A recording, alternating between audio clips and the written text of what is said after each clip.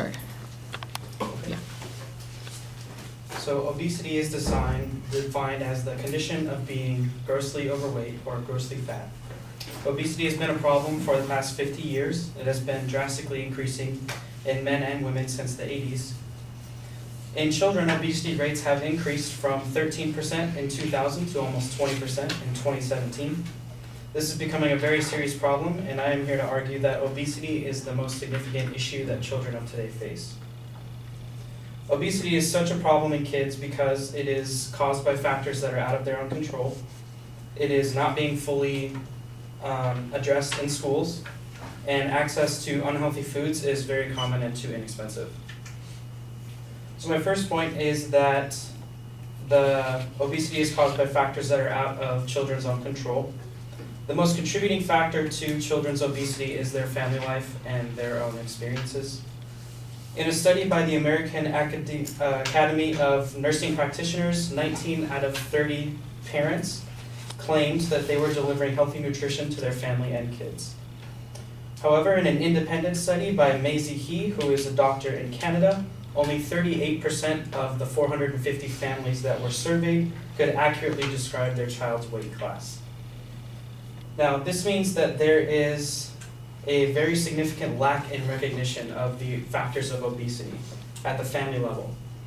58% of families claim that they offer healthy foods to their kids and their family, and yet 54 million children across the United States are still obese. So where do these children still fail to get their key nutrition? This brings me to the next position, that obesity is not well addressed in schools. Children who are eligible for the free or reduced lunch program, that is the program that offers reduced price or free meals to children of low-income families, had significantly higher BMI values than other students, as shown through an article in the Journal of School Health.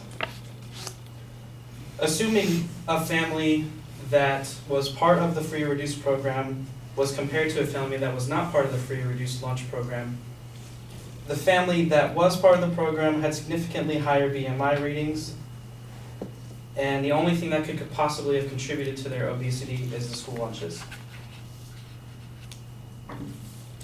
A federal register sponsored by the Food, Nutrition, and Consumer Services says that school lunches should offer fruits, vegetables, healthy alternatives, limited starches, and limited breads, as well as other healthy alternatives. The problem with offering the healthy alternatives is that they are not being enforced to their full extent. Kids receive healthy foods during their lunch but do refuse to eat them, and they end up going in the trash instead of in their stomachs. So unless the children are required to eat all of these healthy alternatives, the Healthier Lunches program will not be decreasing childhood obesity in the slightest.